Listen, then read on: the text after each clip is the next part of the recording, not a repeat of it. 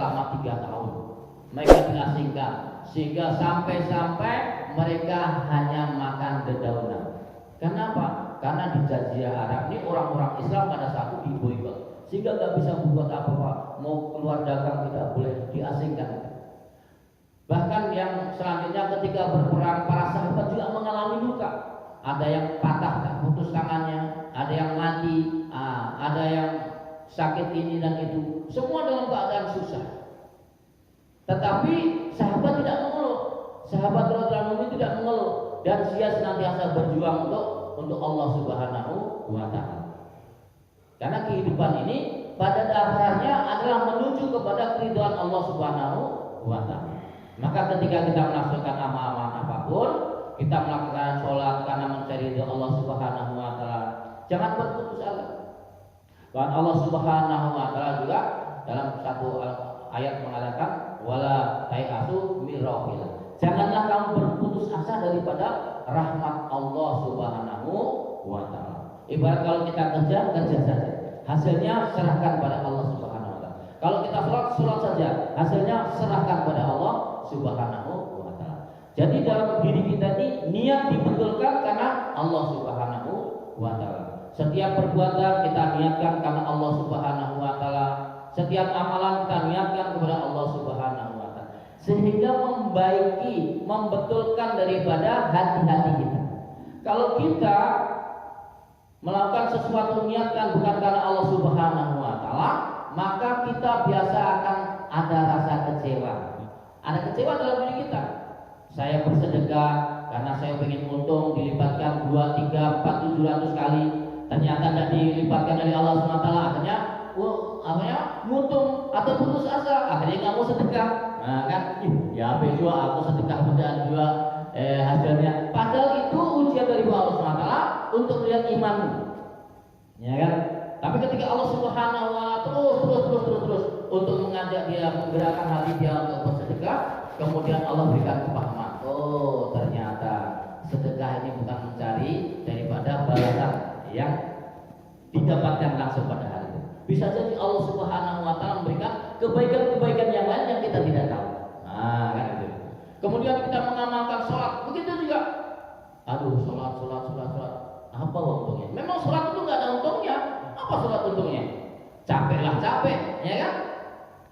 Sholat itu capek. Bayangkan orang sedang dalam keadaan tidurnya subuh, kemudian ibadah ada azan.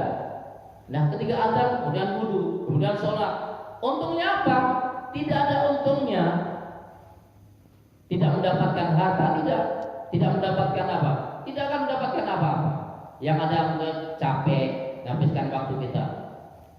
Tetapi dengan kita meluangkan waktu kita 5 menit untuk melaksanakan sholat subuh, maka itu telah menghindarkan kita daripada siksa api neraka selama 1 tahun. Sayyidina Ali radhiyallahu anhu pernah mengatakan, orang yang meninggalkan sholat duhur saja, 1 kali meninggalkan sholat duhur, maka orang Islam itu meskipun nanti suatu masa dia akan masuk surga, maka dia akan disiksa selama 1 hukum. 1 hukum itu berapa? 1 hukum itu 80 tahun. 1 hari di akhirat sama dengan 1000 tahun di dunia. Kenapa begitu besarnya daripada dosa itu? Ya iya, karena di akhirat itu kholidina fiha abadan. Kehidupan akhirat itu selama-lamanya. Jadi kalau menurut Allah 1 tahun, 1 hari sama dengan 1000 tahun bagi Allah Subhanahu wa taala sangat sedikit sekali. Sangat sedikit. Sama dengan kehidupan kita ini. Berapa lama kehidupan kita di dunia ini sebenarnya? Hanya 3,5 jam. 1000 tahun kemudian dibagi, sebenarnya kehidupan kita, anggap saja kita hidup ini 70 atau 80 tahun, sebenarnya hanya 3,5 jam saja. Sangat singkat sekali. Tahu-tahu mati. Maka lihat nenek kita, bapak kita, yang dulu ada, sekarang sudah tidak ada. Dan kita hari ini ada, maka berapa tahun lagi kita juga nggak ada. Mungkin besok pun kita tidak ada. Masya Allah, ya kan? Jadi kehidupan itu sangat sebentar. Tetapi dengan kehidupan sebentar ini, ketika kita tidak bisa menggunakan waktu dengan sebaik-baiknya untuk taat kepada Allah Subhanahu wa taala, maka menyesalnya adalah selama-lamanya. Masuk neraka itu berapa lama? Selama-lamanya. Berapa lama? Kata Ustaz almarhum Kiai Mukhlisun mengatakan selama-lamanya itu ya selama-lamanya. Bisa tak kita membayangkan kehidupan akhirat neraka selama-lamanya? Masya Allah. Neraka selama-lamanya, berapa lamanya? Kamu masuk neraka, orang-orang tidak taat pada Allah SWT masuk neraka selama-lamanya. Berapa lama kira-kira? Berapa lama kita masuk neraka selama-lamanya? Kalau orang-orang yang tidak beriman pada Allah SWT. Kalau orang yang tidak beriman pada Allah SWT, orang yang bermaksiat, ya, maka dia akan masuk neraka itu selama-lamanya. Kehidupan 75 tahun, 80 tahun, ada yang kehidupan baru 30 tahun meninggal dunia, tetapi akan menerima akibatnya selama-lamanya. Maka beruntung menjadi orang yang beragama Islam, ya kan? Dikatakan wala tamutunna illa wa antum muslimun. Jangan kamu itu mati kecuali dalam keadaan beriman, berserah diri kepada Allah Subhanahu wa taala. Nah, bagaimana agar iman ini senantiasa terjaga? Salah satunya adalah dengan berkumpul dalam satu pengajian, saling mengingatkan. Kemudian kita juga untuk menguatkan lagi, maka kita sampaikan kebaikan itu kepada orang lain. Nah, ketika kita menyampaikan kebaikan kepada orang lain, maka sesungguhnya itu adalah mengenai pada diri kita sendiri. Nah, kan?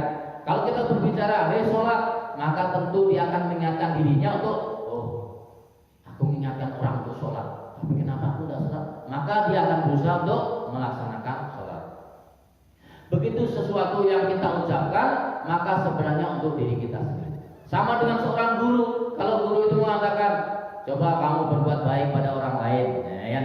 Maka otomatis dia akan senantiasa, karena setiap hari mengingatkan kepada siswanya, maka otomatis dia akan teringat untuk diri sendiri. Saya tiap hari nyuruh kebaikan, berbuat baik pada orang lain. Tapi kenapa saya nggak berbuat baik? Oh, berarti saya harus berbuat baik. Nah, kan itu kan. Begitu juga mengingatkan kebaikan-kebaikan yang lain itu adalah untuk diri kita sendiri. Nah, untuk mendapatkan daripada hakikat iman, karena iman ini berkaitan dengan keyakinan, ya. Iman ini berkaitan dengan sesuatu yang tidak nampak yang gaib, maka salah satunya adalah kita belajar untuk mendakwahkan agama Allah Subhanahu wa taala. Nah, ya. Keluar di jalan Allah Subhanahu wa taala. Mau keluar di mana saja? 3 hari, 40 hari, 4 bulan. Para sahabat Nabi ini ketika dia dakwah ini bukan 1 tahun, 2 tahun. Mereka di Arab keluar ke negara-negara itu sampai mati di negara orang. Nah, ya, kita keluar dakwah paling berapa hari, akhirnya selesai juga waktunya, kan? Kembali kepada anak istri kita, ya kan? Kembali, dan itu di hadapan Allah Subhanahu wa taala sangat tinggi sekali nilainya. Karena hari ini hari rahimahullah, orang-orang non-Islam ini telah berusaha dengan cara-cara mereka. Mereka membuat suatu program seperti nyamuk, obat nyamuk ini. Jadi mereka menyisir itu, mengkristenisasikan itu dengan cara seperti lingkaran nyamuk itu, dari mulai ujung, bakaran nyamuk dari kampung ke kota hanya ke pusatnya. Nah, kan? Hari ini kita duduk manis-manis saja merasa kita selamat, kan? Iya, kita orang Islam banyak. Enggak, di kampung-kampung sana itu juga banyak orang yang keluar daripada Islam, ya kan? Kita tidak nyadar, ya kan? Nah, ini tanggung jawab kita. Ada nggak kerisauan dalam diri kita? Kalau dalam diri kita ada kerisauan diri kita untuk mereka, maka tentunya Allah Subhanahu wa taala akan senang. Risau aja udah Allah senang, apalagi kita mendapatkan membantu agama Allah Subhanahu wa taala. Apa itu? Jangan sampai orang-orang Islam itu murtad atau keluar daripada agama Islam. Ya kan? Mereka berjuang sekarang itu, mereka bergerak di mana-mana, misi-misi mereka udah kemana-mana sekalian. Nah, tapi kita ini tenang-tenang saja, merasa kita ini selamat, ya kan? Harta kita ada, kendaraan kita ada, ya kan? Istri kita ada, anak-anak kita ada, selamat melaksanakan sholat, ya kan?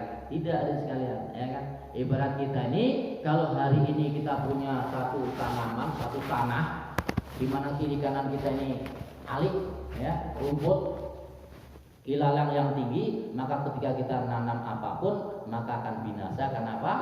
Karena di sekeliling kita tikus-tikus semakin banyak akan merusak daripada hasil yang kita tanam. Begitu juga hari ini sekalian. Kalau hari ini kita tidak bergerak, ya, maka jangan merasa kita aman. Bukan kita yang selamat, mungkin anak kita yang terkena. Nah, dampaknya kan, Masya Allah. Minimal kita berusaha bagaimana kita niatkan untuk keluar dari Allah Subhanahu wa taala, bahkan mati kita dalam keadaan mendakwakan agama Allah Subhanahu wa taala. Mudah-mudahan semuanya bersedia insyaallah ya. Kita tutup dengan doa akhir majlis. Subhanallah wa bihamdihi, subhanallah wa bihamdika, asyhadu an la ilaha illa anta. Assalamualaikum warahmatullahi wabarakatuh.